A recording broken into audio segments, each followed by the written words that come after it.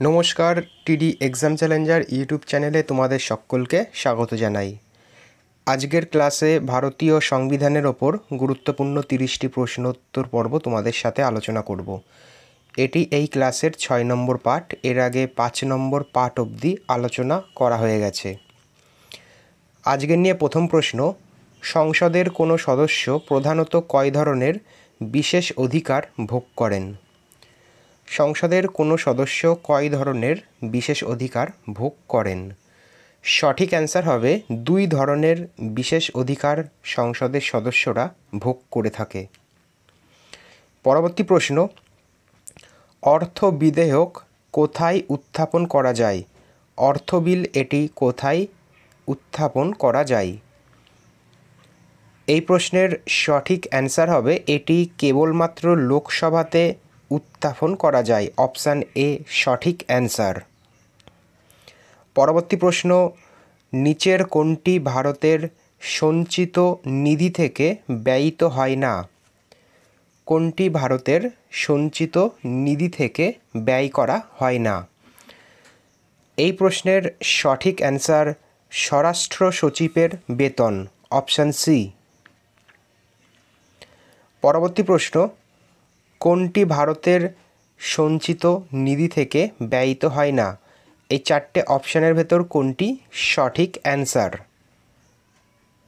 সঠিক অ্যান্সার হবে ঋণ দান, এটি ভারতের সঞ্চিত নিধি থেকে ব্যয়িত হয় না। পরবর্তী প্রশ্ন, রাজ্যসভা লোকসভায় গৃহীত অর্থ বিধেয়ককে সর্বাধিক কতদিন আটকে রাখতে পারেন? রাজ্যসভা লোকসভায় গৃহীত অর্থ বিলকে সর্বাধিক কতদিন আটকে রাখতে পারে? সঠিক অ্যান্সার 14 দিন। Option B. পরবর্তী প্রশ্ন, পাবলিক অ্যাকাউন্টস কমিটির মোট সদস্য সংখ্যা কত? গুরুত্বপূর্ণ প্রশ্ন। পাবলিক অ্যাকাউন্টস কমিটির মোট সদস্য সংখ্যা 22 জন। অপশান ডি এই প্রশ্নের সঠিক অ্যান্সার। পরবর্তী প্রশ্ন, পাবলিক অ্যাকাউন্টস কমিটিতে লোকসভা থেকে কতজন সদস্য মনোনীত হন? পাবলিক অ্যাকাউন্টস কমিটিতে লোকসভা থেকে মনোনীত সদস্য সংখ্যা 15 জন। অপশান বি সঠিক অ্যান্সার। আর রাজ্যসভা থেকে মনোনীত সদস্য সংখ্যা হচ্ছে 7 জন। পরবর্তী প্রশ্ন দেখো, বলা হয়েছে সংবিধান অনুসারে প্রথম সাধারণ নির্বাচন কবে হয়েছিল? গুরুত্বপূর্ণ আরেকটি প্রশ্ন, ভারতের প্রথম সাধারণ নির্বাচন কবে হয়েছিল? সঠিক অ্যান্সার 1951 থেকে 52 সালের মধ্যে। লোকসভা প্রথম কত সালে গঠিত হয়? লোকসভা প্রথম কত সালে গঠন করা হয়েছিল? এই প্রশ্নের সঠিক অ্যান্সার হবে 1952 সালে প্রথম লোকসভা গঠিত হয়েছিল। পরবর্তী প্রশ্ন, কোনো বিধেয়ক কেবলমাত্র সংসদের 2/3 সংখ্যাধিক্যের সমর্থন ছাড়া গৃহীত হয় না? সংসদের সকল কক্ষের 2/3 সংখ্যাধিক্যের সমর্থন ছাড়া নিচের কোন বিল গ্রহণ করা হয় না? সঠিক অ্যান্সার হবে সংবিধান সংশোধন বিল, এটি 2/3 সমর্থন ছাড়া গ্রহণ করা হয় না। পরবর্তী প্রশ্ন, প্রথম রাজ্যসভা কবে গঠিত হয়? 11 দাগের প্রশ্ন, প্রথম রাজ্যসভা কবে গঠিত হয়? সঠিক অ্যান্সার 1952 সালের এপ্রিল মাসে প্রথম রাজ্যসভা গঠন করা হয়। পরবর্তী প্রশ্ন, রাজ্যপাল পদের জন্য ন্যূনতম কত বছর বয়স হওয়া প্রয়োজন? রাজ্যপাল পদের জন্য ন্যূনতম কত বছর বয়স হওয়া প্রয়োজন? সঠিক অ্যান্সার 35 বছর। Option D. রাজ্যপালের স্বাভাবিক কার্যকাল কত? রাজ্যপালের স্বাভাবিক কার্যকাল হচ্ছে 5 বছর।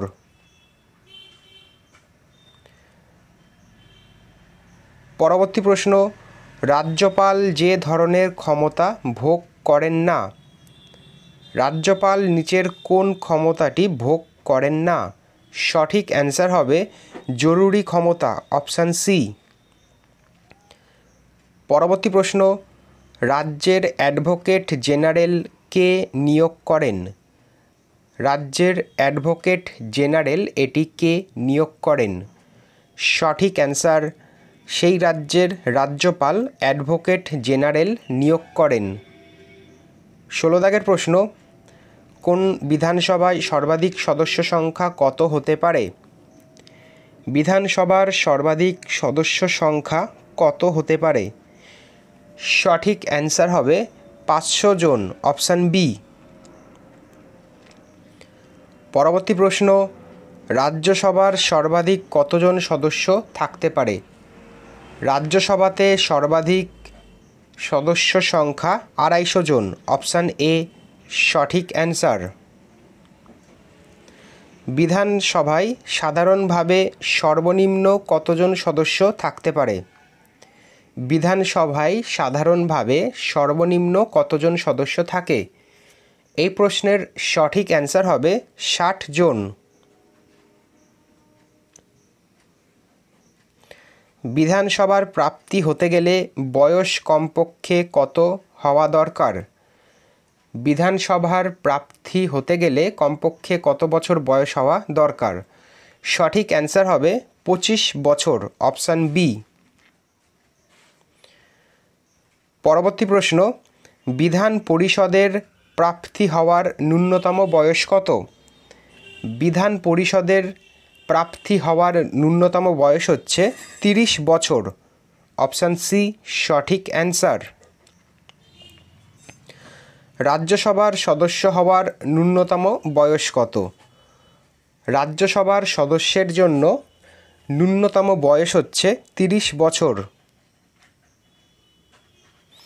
লোকসভার সদস্য পদের ন্যূনতম বয়স কত? লোকসভার সদস্য পদের ন্যূনতম বয়স হচ্ছে 25 বছর, অপশান বি। ভারতের সবথেকে ছোট ও 25তম রাজ্য কোনটি? গুরুত্বপূর্ণ প্রশ্ন।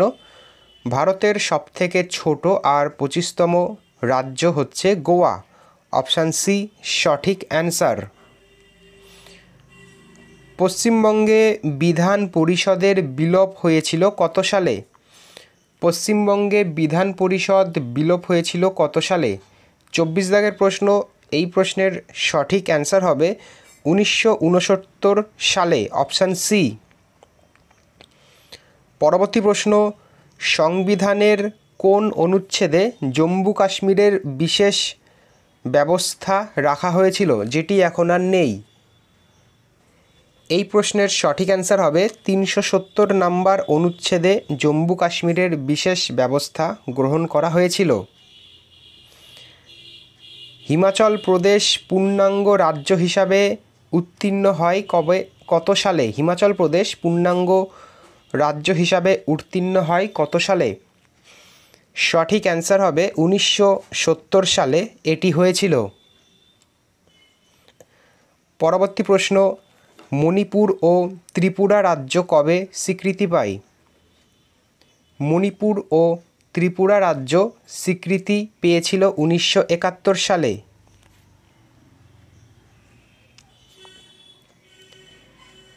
বর্তমানে কয়টি রাজ্য ও কয়টি কেন্দ্রশাসিত অঞ্চল রয়েছে?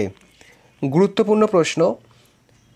এই প্রশ্নের সঠিক অ্যান্সার হবে 28টি রাজ্য আর 8টি কেন্দ্রশাসিত অঞ্চল এটি হচ্ছে বর্তমানে রয়েছে।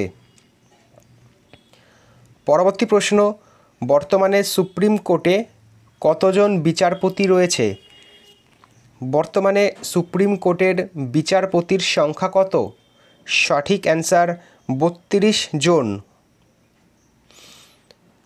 আজকের এই ক্লাসের একদম শেষ প্রশ্ন, সংবিধানের শুরুতে সুপ্রিম কোর্টের বিচারপতির সংখ্যা কত ছিল? সংবিধানের শুরুতে সুপ্রিম কোর্টের বিচারপতির সংখ্যা কত ছিল? সঠিক অ্যান্সার হবে 8 জন, অপশান এ সঠিক অ্যান্সার। তো আজকের ক্লাসে এইটুকুনি, আবার পরবর্তী নতুন একটি ক্লাসে দেখা হবে। ধন্যবাদ।